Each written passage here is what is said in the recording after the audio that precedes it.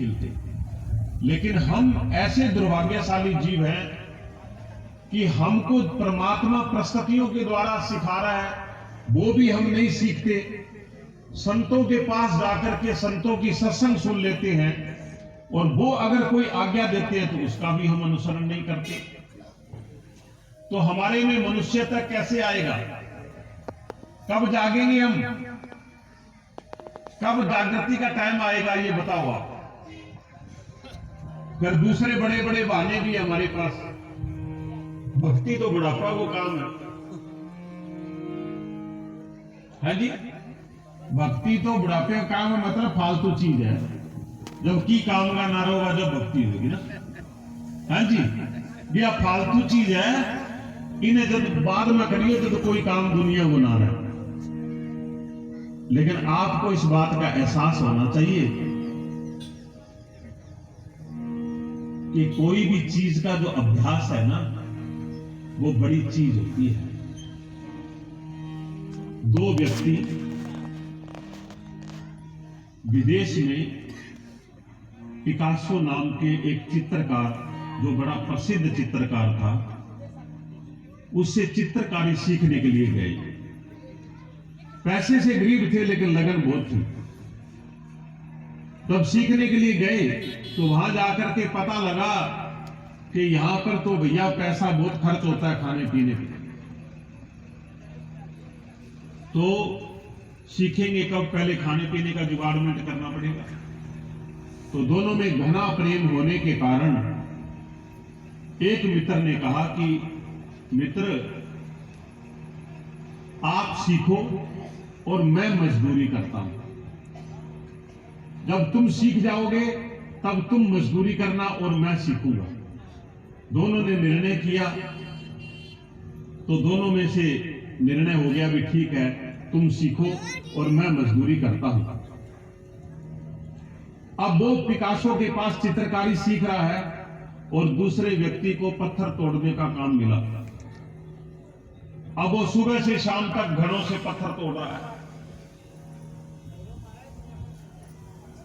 अब 6 महीने हुए, साल हुआ, 3 साल हो गए।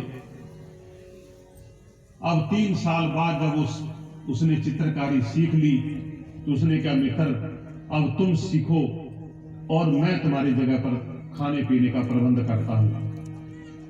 जब वो पिकासो के पास गया और उसको कलम पकड़ने के लिए कहा,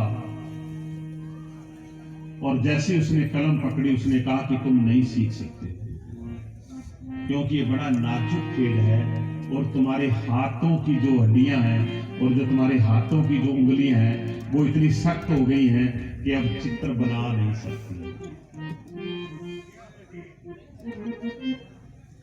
ऐसे ही तुम कहते हो कि बुढ़ापे में भक्ति करेंगे, बाद में ये कर लेंगे, उससे पहले जो चित्त में इतना अभ्यास संसार का हो गया है, आप सोचते हो कि तुरंत ही बदल लोगे? क्या विचार है? जो इतना अभ्यास अंदर हो गया है, इतनी अंदर चीज को पकड़ लिया है, संसार को इतना उसकी धारा बन गई है, ऊर्जा बार बार वहीं से गुजरती है। जो आपने धारा बना दी, पानी जहां से गुजरता है वहीं से धार बना लेता है, और जब भी पानी आएगा तो पहले उसी धार में से जाएगा। अब नई धार,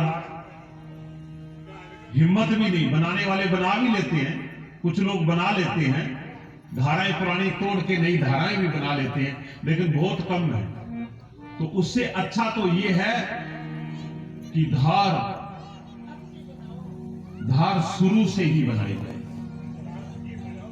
धार प्रारंभ से ही बनाई जाए, बचपन से ही बनाई जाए, और निरंतर अभ्यास का कारण है।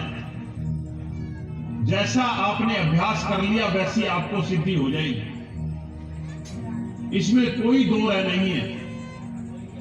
इसलिए कोई कार्य करने से पहले 100 बार सोचना।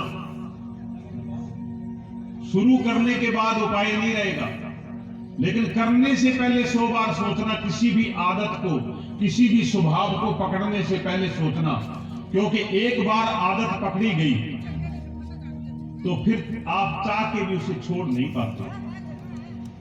इसलिए शुरू से ही अपने जीवन में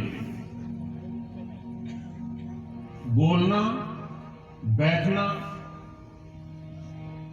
सोचना, करना, हर चीज को पहले ही सोच लो कि ये जीवन बनने वाला है। जो भी करोगे वो तुम्हारा जीवन बनेगा। अगर बोली बिगाड़ ली तो जीवन भर दूसरों की नजरों से गिरे रहोगे। अगर बोली हमारी अच्छी नहीं है, मधुर नहीं है, कड़वेपन से भरी हुई है, टेढ़ी तिरछी बात करने की आदत बना ली, बकवास करने की आदत बना ली, वो बंदा किसी के हृदय में राज नहीं कर सकता। जो चीज आपने पकड़ ली वो चीज बदलने वाली नहीं है। इसलिए शुरू से ही पहले कदम पर ही ध्यान दो कि मैं इस चीज को पकड़ रहा हूं।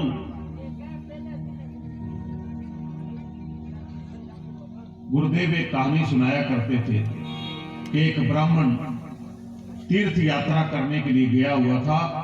यात्रा करते हुए वापस लौट रहा था।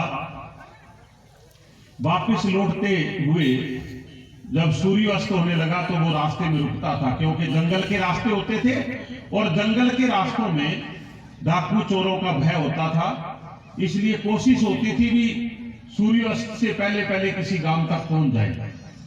जब उस गांव में गया तो वहां कोई धर्मशाला नहीं थी, कोई मंदिर नहीं था उस गांव में। तो लोगों से पूछा भी मुझे रात को रैन बसेरा करना है।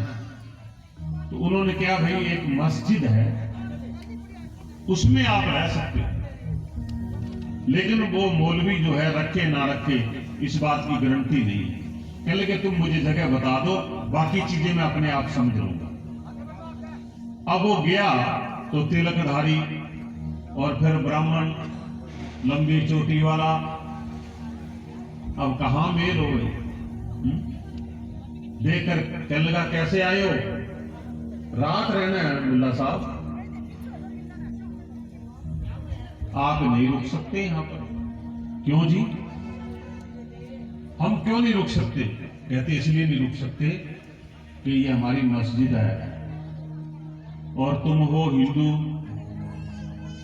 तुम यहां राम राम कहोगे और मैं राम राम कहने नहीं दूंगा।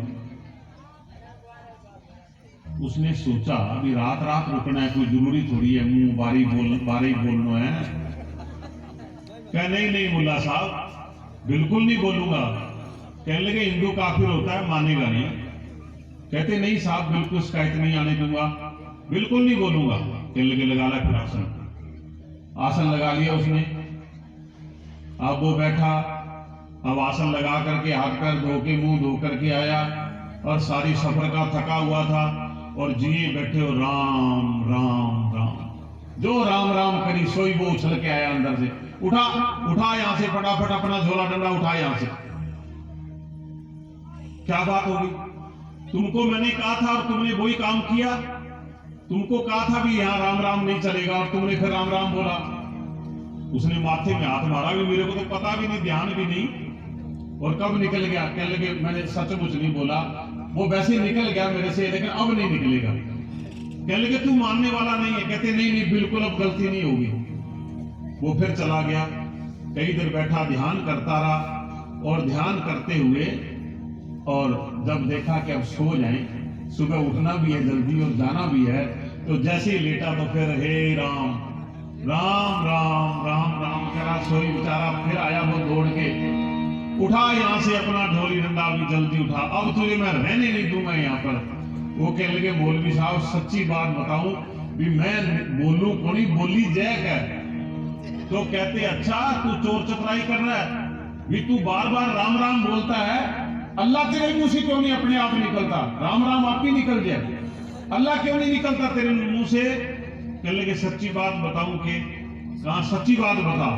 कहने लगे राम राम राम राम करता इतनो अंदर भर गयो भी थारा अल्लाह ने अंदर बढ़ने कौन दिया।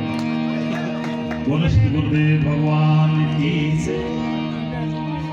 तो जो आप अभ्यास कर लोगे जीवन में, जिस चीज का आप अभ्यास कर लोगे वो अभ्यास इतना अंदर ठूस ठूस के भर जाएगा कि फिर संत जी का बोला वह बात अंदर बढ़नी कौन देता हो,